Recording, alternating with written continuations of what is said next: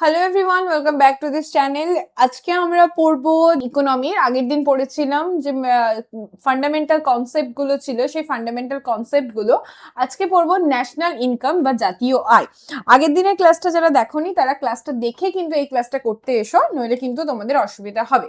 তো শুরু করা যাক আজকের ক্লাস। রিগার্ডিং নোটস যদি তোমরা চাও তাহলে অবশ্যই আমাদের হোয়াটসঅ্যাপ নাম্বারে হোয়াটসঅ্যাপ করে নিও, সেখান থেকে তোমরা কিন্তু সমস্ত নোটস পেয়ে যাবে। প্রথমে ন্যাশনাল ইনকাম বা জাতীয় আয় বলতে আমরা কি বুঝি সেটা আগে দেখি। জাতীয় আয় বা ন্যাশনাল ইনকাম বলতে বোঝায় যে একটা দেশে একটা বছরে কতটা গুড অ্যান্ড সার্ভিসেস প্রডিউস হচ্ছে সেটাকে বলা হচ্ছে ন্যাশনাল ইনকাম। তাহলে ন্যাশনাল ইনকাম যেটা total value of goods and services produce by a country or country resident, মানে নাগরিকরা যে বা কান্ট্রির যে বাসিন্দারা তারা যদি দেশের বাইরেও থাকে তাদের দ্বারা যে শ্রম, মূলধন এবং প্রাকৃতিক সম্পদের কাজে লাগিয়ে মোট যেই পরিমাণ আয় করছে সেই আয়টাকেই বলা হচ্ছে ন্যাশনাল ইনকাম বা জাতীয় আয়। তাহলে এক বছরে একটি দেশের নাগরিক বা বাসিন্দারা তাদের যে গুডস অ্যান্ড সার্ভিস প্রডিউস করছে সেই টোটালটাকেই বলা হচ্ছে ন্যাশনাল ইনকাম। এই ন্যাশনাল ইনকামের কনসেপ্ট, ভারতের ন্যাশনাল ইনকামের কনসেপ্ট প্রথমবার দিয়েছিলেন দাদাভাই নৌরোজি, এবং গোটা বিশ্বে এই ন্যাশনাল ইনকামের কনসেপ্ট দিয়েছিলেন in the year of 1666 sir William পেটি, যিনি ছিলেন একজন ব্রিটিশ অর্থনীতিবিদ। ন্যাশনাল ইনকাম, ভারতের প্রথম ন্যাশনাল ইনকামের ধারণা দিচ্ছেন দাদাভাই নৌরোজি, যাকে বলা হয় grand old man of India, এবং তার যে বই poverty and un-British rule in India, এই বইটিতে তিনি ভারতের জাতীয় আয় প্রথম প্রকাশ করেন, এবং তিনি তৎকালীন সময়ে ভারতের মাথাপিছু যে বার্ষিক আয় সেটা হিসেব করেছিলেন 20 টাকা। পরবর্তী ক্ষেত্রে ভারত স্বাধীন হওয়ার পরে প্রশান্ত চন্দ্র মহালানবিশের তত্ত্বাবধানে ন্যাশনাল ইনকাম কমিটি গঠিত হয় ইন দ্য ইয়ার অফ 1949, এবং তারপর 1949-এ এই ন্যাশনাল ইনকাম কমিটির মাধ্যমে সরকারিভাবে প্রথমবার জাতীয় আয় গণনা করা হয়। এর আগে 1931-32 সালে ভারতের প্রথম বৈজ্ঞানিক পদ্ধতিতে জাতীয় আয় গণনা করেছিলেন DKR V রাও। ঠিক আছে, DKR V রাও প্রথম বৈজ্ঞানিক পদ্ধতিতে ভারতের জাতীয় আয় গণনা করেছিলেন। 1956 সালে সেন্ট্রাল স্ট্যাটিস্টিক্যাল অফিসের প্রয়োজন অনুযায়ী ভিত্তি বছর পরিবর্তিত হয়ে এই ন্যাশনাল ইনকাম মেজার করা হয়েছে। 2019 সালে এই যে সেন্ট্রাল স্ট্যাটিস্টিক্যাল অর্গানাইজেশন বা CSO, এটাকে ন্যাশনাল স্যাম্পল সার্ভে অফিস, এই সেন্ট্রাল স্ট্যাটিস্টিক্যাল অফিস আর ন্যাশনাল স্যাম্পল সার্ভে অফিস এটাকে যুক্ত করে দিয়ে ন্যাশনাল স্ট্যাটিস্টিক্যাল অফিস বা NSO গঠিত হয়, এবং বর্তমানে জাতীয় পরিসংখ্যান অফিস বা NSO দ্বারা জাতীয় আয় গণনা করার কাজ পরিচালিত হচ্ছে। এই জাতীয় আয় গণনা করার কিছু মেথডস আছে। 3টে মেথডে সাধারণত জাতীয় আয় গণনা করা হয়। একটা হচ্ছে প্রোডাকশন মেথড, একটা হচ্ছে ইনকাম মেথড, আর একটা হচ্ছে এক্সপেন্ডিচার মেথড। এই 3টে পদ্ধতির যে কোনো একটি পদ্ধতিতেই জাতীয় আয় পরিমাপ করা যেতে পারে। এই 3টে পদ্ধতি পড়ার আগে আমরা একটা ছোট্ট জিনিস পড়বো, যেটা হচ্ছে সার্কুলার ফ্লো অফ ইনকাম। কি বললাম? Circular flow of income.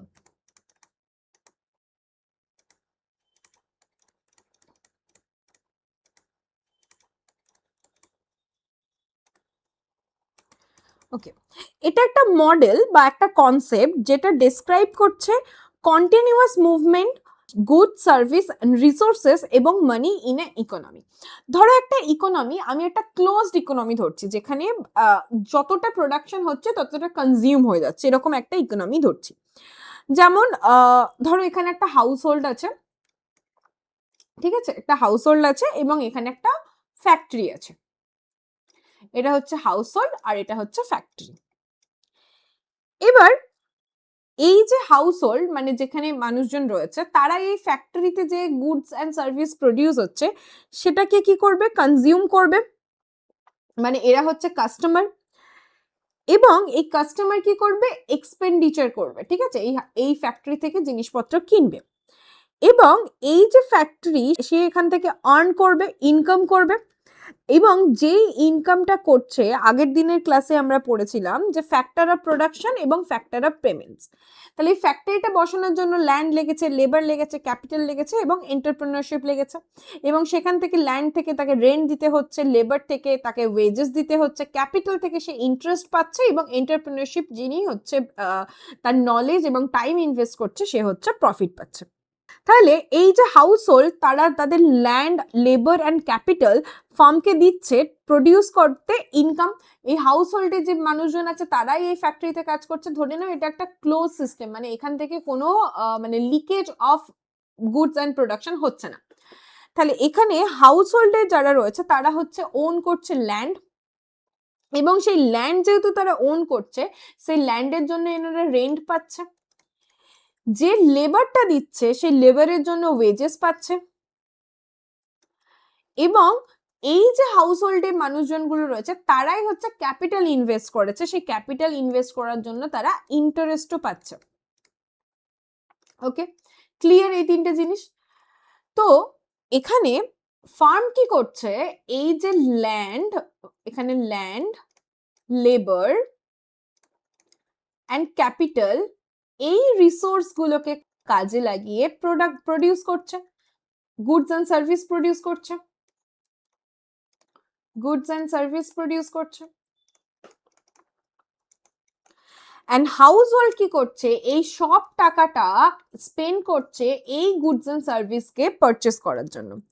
তাহলে ফার্ম পে করছে মানি হাউস হোল্ডকে, আবার হাউস হোল্ড ফার্মের থেকে এই গুডস অ্যান্ড সার্ভিস কেনার জন্য এই টাকাটাই খরচা করছে। আমরা ধরে নিচ্ছি যে এই সাইকেলে কোনো সেভিং কেউ করছে না। তাহলে এই যে সাইকেলটা একটা ইকোনমির মধ্যে মুভ করছে, এটা কি বলা হচ্ছে, সার্কুলার ফ্লো অফ ইনকাম। যখন আমরা এটা দেখছি যে কতটা গুডস অ্যান্ড সার্ভিস প্রডিউস করছে এই ফার্ম, সেই মেথডটা হচ্ছে প্রোডাক্ট মেথড। ঠিক আছে, যখন আমরা এটা দেখছি যে কতটা গুড অ্যান্ড সার্ভিস প্রডিউস করছে এই ফার্মটা, সেটা যদি আমরা মেপে নিই তাহলে আমরা বুঝতে পারবো যে সেই গুড অ্যান্ড সার্ভিসটা কেনার জন্য তো হাউস হোল্ডে এই টাকাটা ইনভেস্ট করছে, এই টাকাটা তো খরচা করছে, তাহলে সেটা হচ্ছে প্রোডাক্ট মেথড।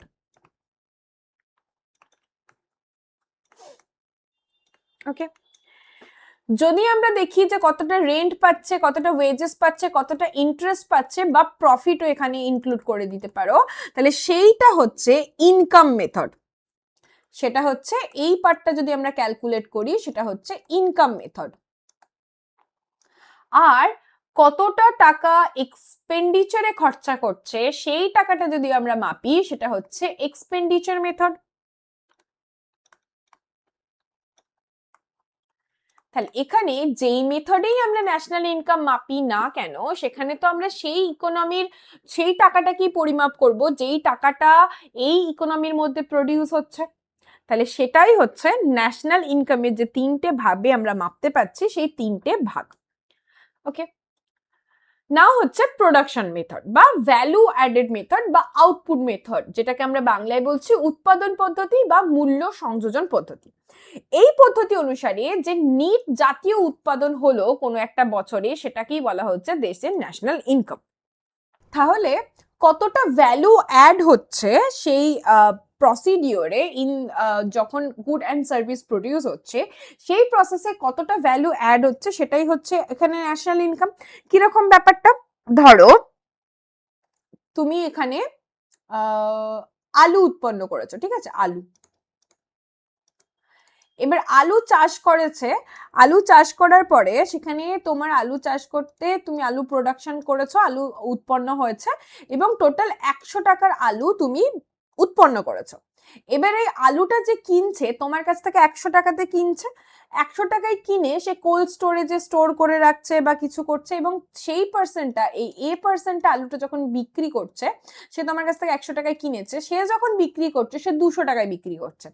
ফ্যাক্টরি আলু কিনছে, এবং ফ্যাক্টরি আলু কেনার পরে সেখান থেকে চিপস বানাচ্ছে, এবং চিপস বানানোর পরে সে 250 টাকা, এটা পার কেজি ধরো, যদিও আলুর দাম পার কেজি 100 টাকা হয় না, আমি একটা এক্সাম্পল দেওয়ার জন্য বললাম, পার কেজি বিক্রি করছে। তাহলে এখানে কতটা ভ্যালু অ্যাডেড হলো, এখানে ভ্যালু অ্যাডেড হলো 100, এখানে ভ্যালু অ্যাডেড হলো 50। তাহলে যেটা 100 টাকা দিয়ে আমি উৎপন্ন করেছিলাম সেটা এখানে আস্তে আস্তে টোটাল তার দাম হয়ে গেল 250। তাহলে টোটাল 150 টাকা এখানে ভ্যালু অ্যাডেড হলো। এই প্রসেসটাকেই বলা হচ্ছে ভ্যালু অ্যাডেড মেথড বা আউটপুট মেথড। তাহলে এখানে যে ভ্যালু অ্যাডেড মেথড, সেখান থেকে আমরা পাচ্ছি আউটপুট মাইনাস ইনপুট করলে, কারণ এখানে ইনপুট কততে এসেছিল 100 টাকাতে, সেখানে আউটপুট কততে হচ্ছে 250 টাকাতে। তাহলে 250 মাইনাস 100 যদি করি, 100 যদি করি তাহলে আমরা পাচ্ছি 150। এটা হচ্ছে যে ইনকামটা জেনারেট হচ্ছে।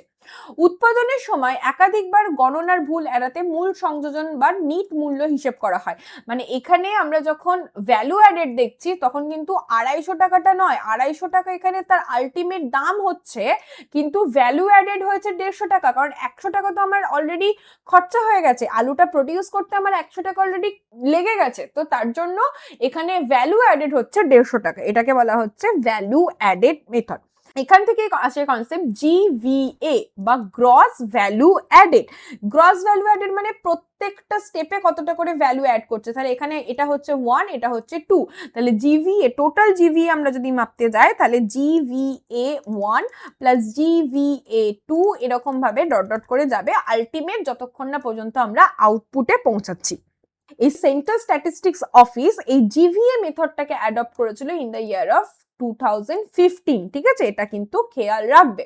এরপর আসছে ইনকাম মেথড। ইনকাম মেথড, এই মেথডে সমস্ত ইনকাম যা যা জেনারেট করছে factor of production, factor of production কি, ওই চারটে ল্যান্ড, লেবার, ক্যাপিটাল এবং এন্টারপ্রেনারশিপ, এই চারটে ফ্যাক্টর অফ প্রোডাকশন যা যা ফ্যাক্টর অফ পেমেন্টস জেনারেট করছে সেটাকেই ক্যালকুলেট করছে যেই মেথডে, সেটাকে বলা হচ্ছে ইনকাম মেথড। তাহলে এই মেথড অনুযায়ী কোনো বছরে দেশের উৎপাদনের উপাদানগুলি, উৎপাদনের উপাদান কি এটারই নাম আমি ইংলিশে বললাম ফ্যাক্টরস অফ প্রোডাকশন, এবং ব্যবসা প্রতিষ্ঠানগুলির মোট আয়ের পরিমাণ নির্ধারণ করে। জাতীয় আয়ের অন্তর্ভুক্ত নয় কোন পার্টটা, অবসরপ্রাপ্ত কর্মচারীদের পেনশন, দান অনুদান, বেকার ভাতা, তারপর খরা ত্রাণ বা কোনো ফ্রিবিজ যদি হয় সেক্ষেত্রে, বা হস্তান্তর পাওনা, এগুলো কিন্তু জাতীয় আয়ের মধ্যে ধরা হয় না। জুয়া খেলা, ফটকাবাজি অথবা আকস্মিক কোনো মূলধন লাভের ব্যক্তির কোনো আয় হলে সেটাও কিন্তু জাতীয় আয় হিসেবে গণ্য করা হয় না। তার মানে যে ইনকামগুলো এই ফ্যাক্টর অফ প্রোডাকশন থেকে জেনারেট হচ্ছে না সেগুলোকে কিন্তু ইনকাম মেথডে জাতীয় আয়ের মধ্যে ক্যালকুলেট করা হচ্ছে না।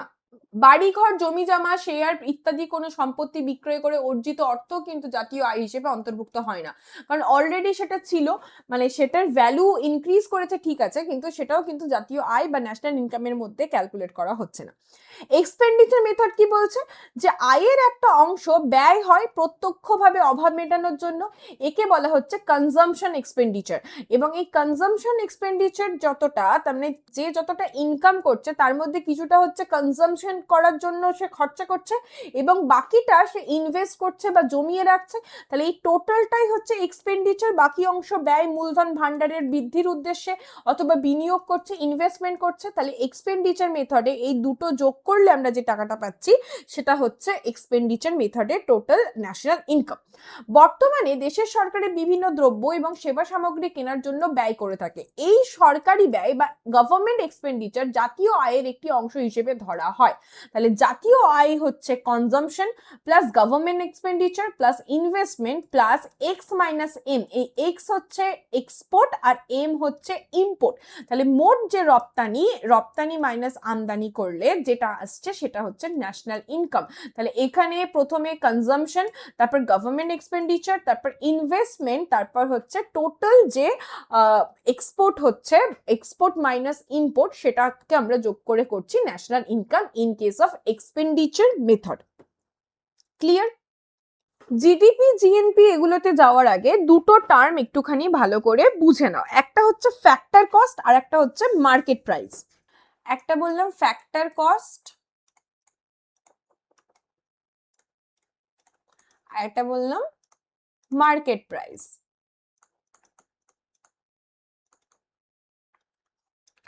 মার্কেট প্রাইস হচ্ছে দ্য ফাইনাল ভ্যালু, যেটা আমি মার্কেট থেকে কোনো একটা জিনিস ধরো কিনতে যাচ্ছি, ধরো একটা সাপোজ পেন কিনতে যাচ্ছি, সেই পেনটার দাম হচ্ছে 10 টাকা, যেটা ফাইনাল এমআরপি লেখা রয়েছে, সেটা হচ্ছে মার্কেট প্রাইস। তার মানে এটা হচ্ছে ফাইনাল প্রাইস বা ফাইনাল ভ্যালু। আর ফ্যাক্টর কস্ট হচ্ছে যে ওই জিনিসটা তৈরি করতে যত টাকা লেগেছে। ধরো এই পেনটা তৈরি করতে খরচা হয়েছে 3 টাকা, ঠিক আছে, পেনটা তৈরি করতে খরচা হচ্ছে 3 টাকা, সেটা হচ্ছে প্রডিউস করতে যে টাকাটা খরচা হচ্ছে সেটা। এবারে তিনটা এখান থেকে মানে ফ্যাক্টর কস্ট থেকে মার্কেট প্রাইস আসছে কিভাবে না, ফ্যাক্টরি থেকে বেরোচ্ছে এটা, তারপরে এর ওপর কিছু ইনডাইরেক্ট ট্যাক্সেস লাগছে,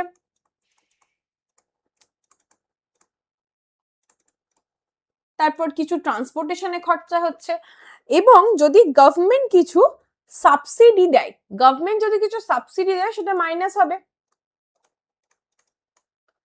তাহলে মার্কেট প্রাইসে পৌঁছাচ্ছে এইখান থেকে টোটাল মানে আদার্স যে ট্রান্সপোর্টেশনে খরচা হচ্ছে বা ওয়ান হ্যান্ড থেকে মানে ফ্যাক্টরি থেকে বেরোচ্ছে, একজন ডিস্ট্রিবিউটার কিনছে সেই পেনটা, সে ডিস্ট্রিবিউটার থেকে আবার রিটেল শপে আসছে, সেই রিটেল শপ থেকে আবার ধরো অন্য কোনো একটা রিটেল শপ কিনছে, সেই রিটেল শপ থেকে আবার তুমি কিনছো, তাহলে এই যে এতটা রাস্তা ঘুরে আসছে এখানে তো গভর্নমেন্ট ট্যাক্স লাগাচ্ছে, এবং যদি কিছু সাবসিডিজ দেয় সেটা মাইনাস করব, তাহলে এখানে ফ্যাক্টর কস্ট থেকে মার্কেট পর্যন্ত পৌঁছাতে যেই রাস্তাটা মাঝখানে যাচ্ছে সেই রাস্তাটাতে কিন্তু এর প্রাইসটা ইনক্রিজ করে যাচ্ছে, ঠিক আছে।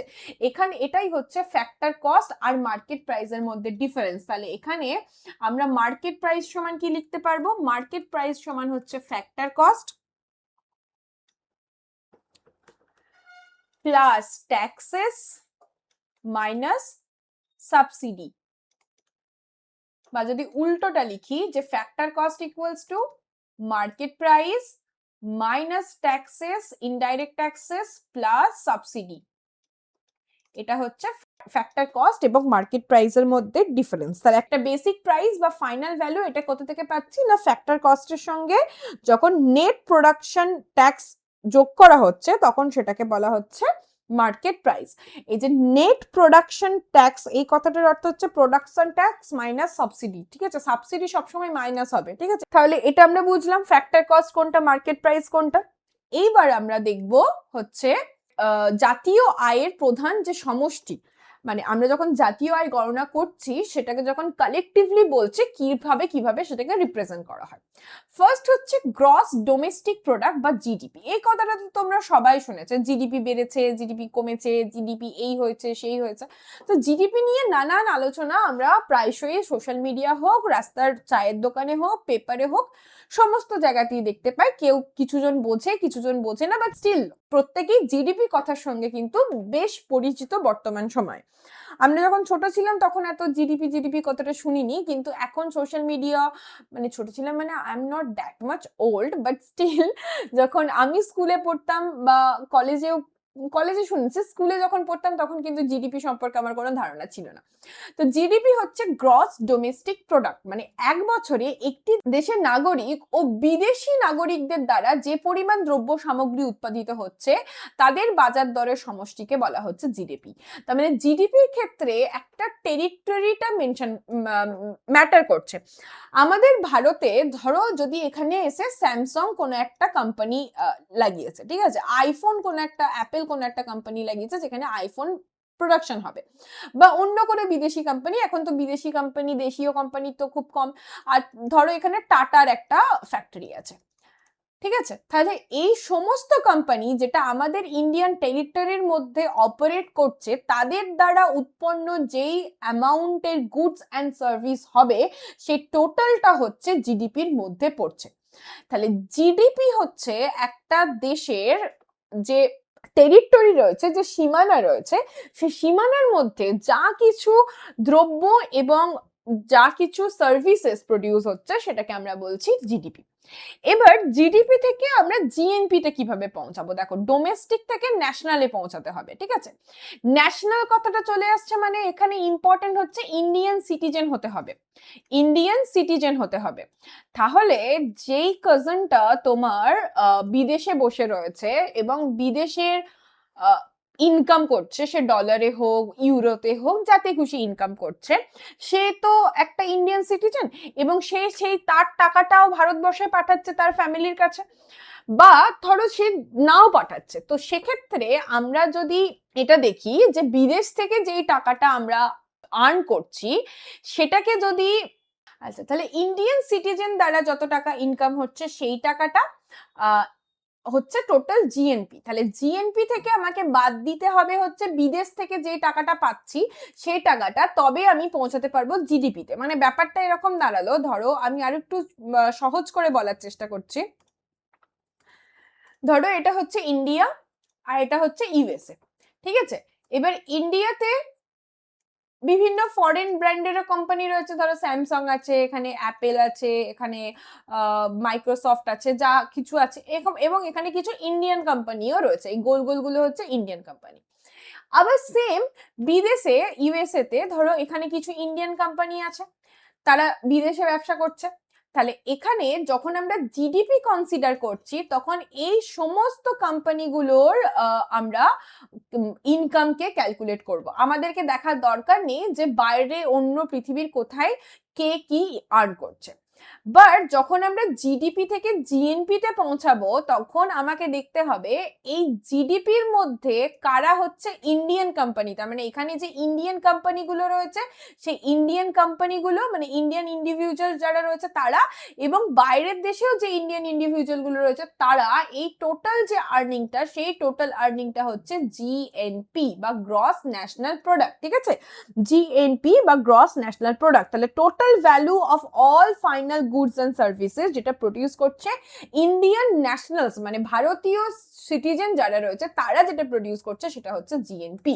তাহলে জিডিপি থেকে আমরা যদি বিদেশ থেকে আগত নিট আয় বাদ দিয়ে দিই জিএনপি থেকে, তাহলে সেটা আমরা পেয়ে যাচ্ছি জিডিপি। আধুনিক জিডিপির ধারণাটি প্রথমে 1974 সালে আমেরিকান অর্থনীতিবিদ সাইমন কুজনেটস পেশ করেছিলেন। ঠিক আছে, জিডিপি কে প্রধানত 2 বা 3 ধরনের হয়ে থাকে। একটা হচ্ছে নমিনাল জিডিপি, একটা হচ্ছে রিয়েল জিডিপি, একটা হচ্ছে জিডিপি পার ক্যাপিটা। নমিনাল আর রিয়েল। নমিনাল জিডিপি হচ্ছে যেখানে ইনফ্লেশনকে অ্যাডজাস্ট করা নেই, আর রিয়েল জিডিপি হচ্ছে যেখানে ইনফ্লেশনকে অ্যাডজাস্ট করা আছে। মানে রিয়েল জিডিপি যখন আমরা ক্যালকুলেট করছি সেখানে মুদ্রাস্ফীতিকে বাদ দিয়ে এটা হিসেব করা হয় এবং এটি দেশের প্রকৃত উৎপাদন বৃদ্ধি সঠিকভাবে বুঝতে সাহায্য করে।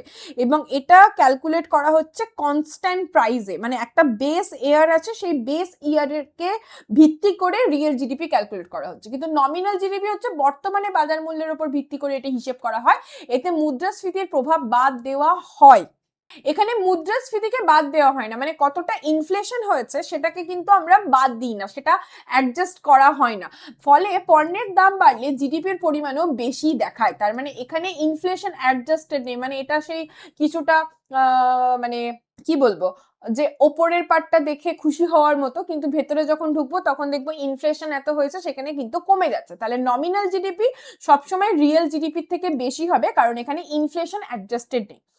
আর জিডিপি পার ক্যাপিটা হচ্ছে মোট জিডিপি কে যদি দেশের জনসংখ্যা দিয়ে ভাগ করে দেওয়া হয় তাহলে জিডিপি পার ক্যাপিটা বেরোয়। মানে এখানে ন্যাশনাল ইনকাম বাই পপুলেশন যদি করা হয় তাহলে পার ক্যাপিটা ইনকাম যেরকম আমরা পাই, তাহলে মোট জিডিপি টোটাল যে জিডিপি সেই টোটাল জিডিপি কে যদি আমরা পপুলেশন দিয়ে ভাগ করে দিই তাহলে আমরা পাচ্ছি GDP per capital.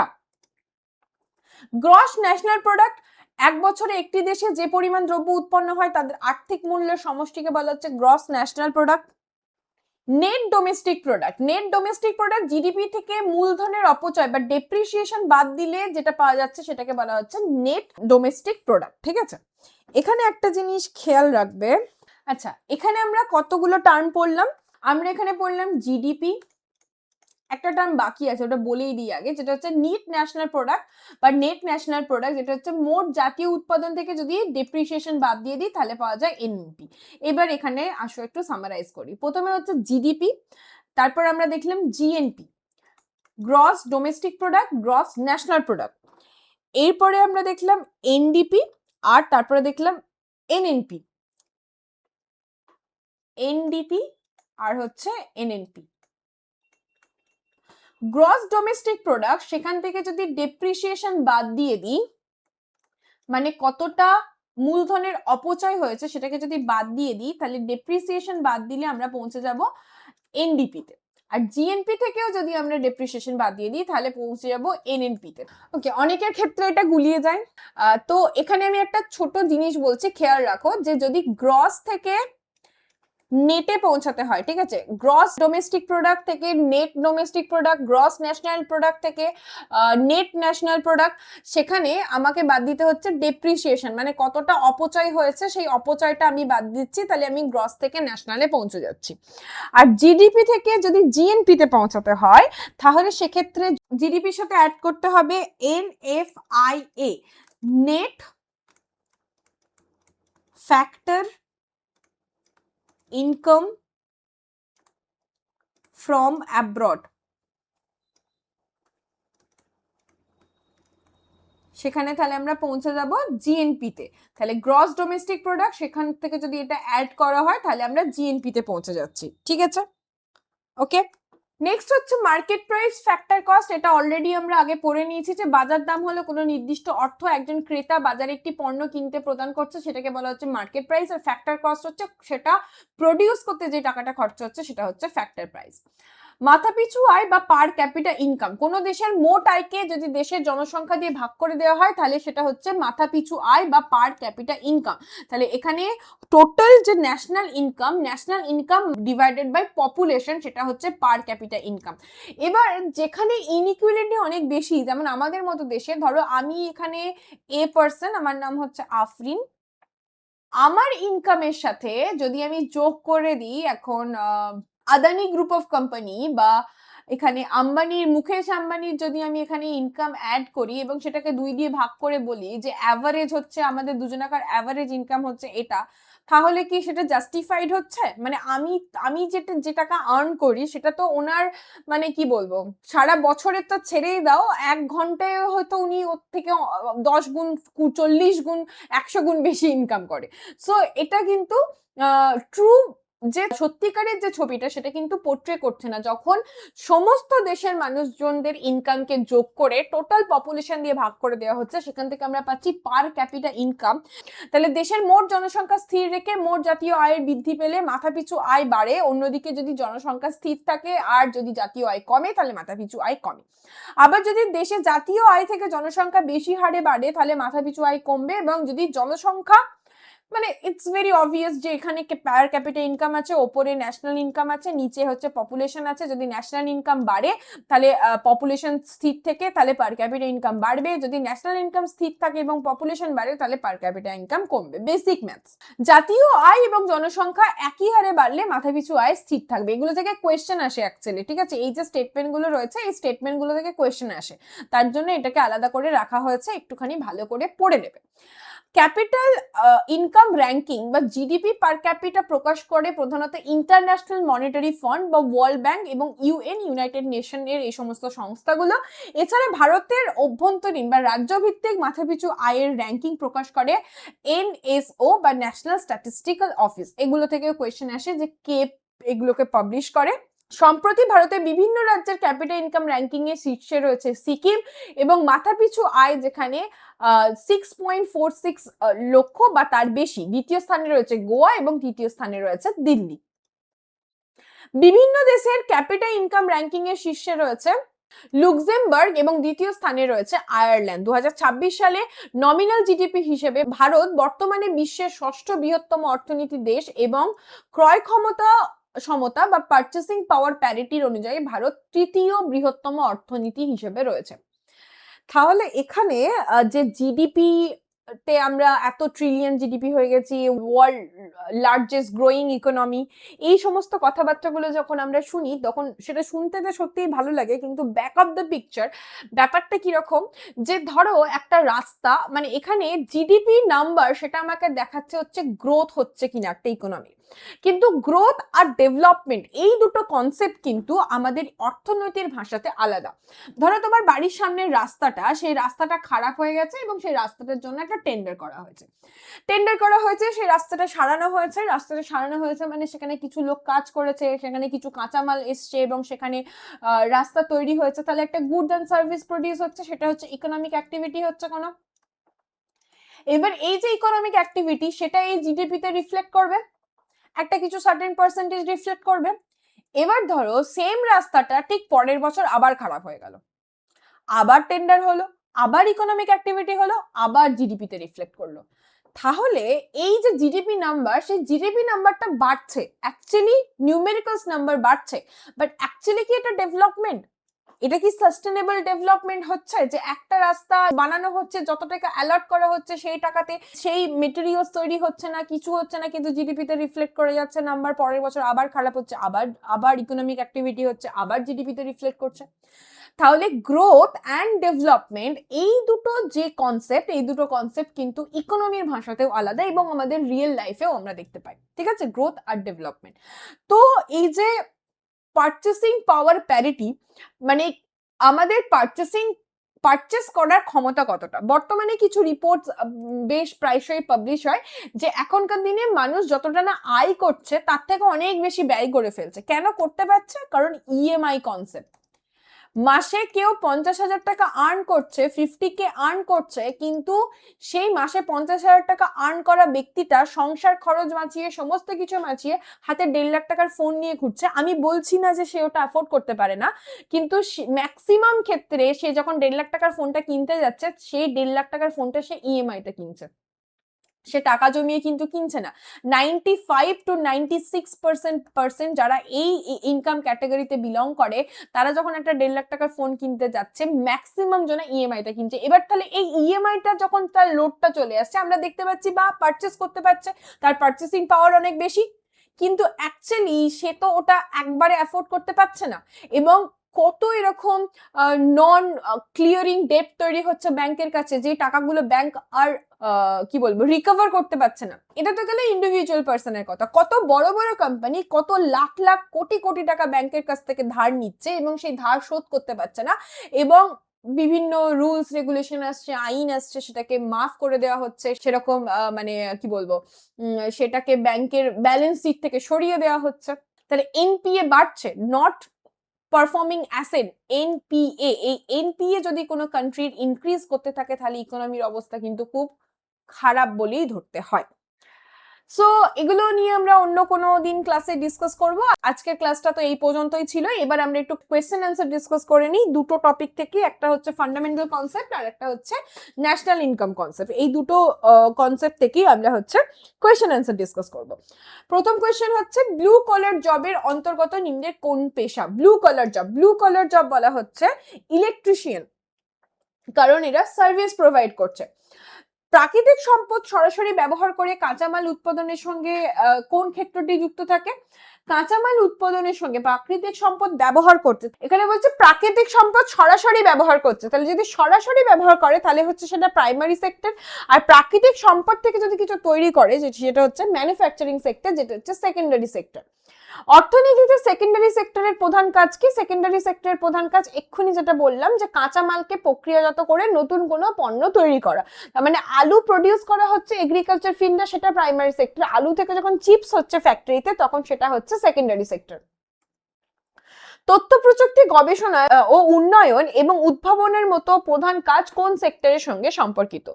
IT, research, development, এগুলো কিসের সঙ্গে সম্পর্কিত? এটা হচ্ছে কোয়াটার্নারি সেক্টরের সঙ্গে সম্পর্কিত। উৎপাদনের উপাদানগুলি ব্যক্তিগত মালিকাধীন এবং উৎপাদনের প্রধান উদ্দেশ্য মুনাফা অর্জন, এটি কোন অর্থনৈতিক ব্যবস্থার বৈশিষ্ট্য?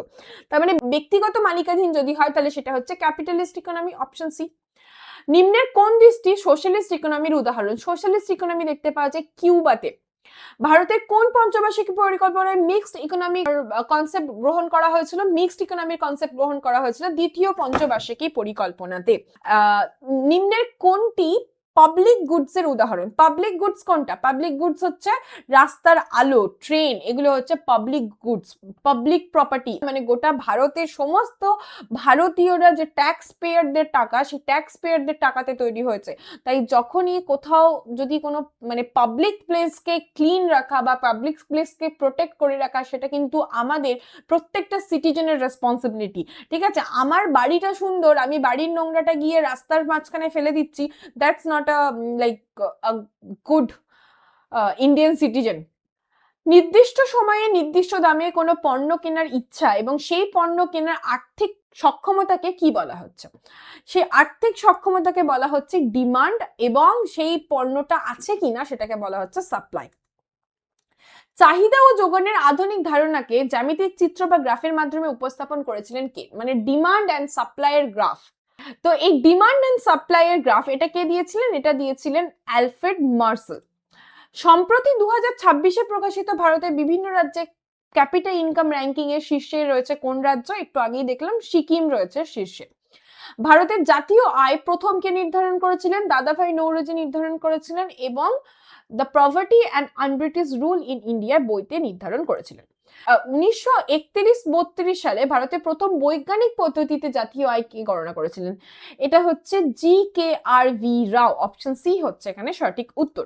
স্বাধীনতার পর ভারতে প্রথম সরকারিভাবে জাতীয় আয় গণনা করে কোন প্রতিষ্ঠান?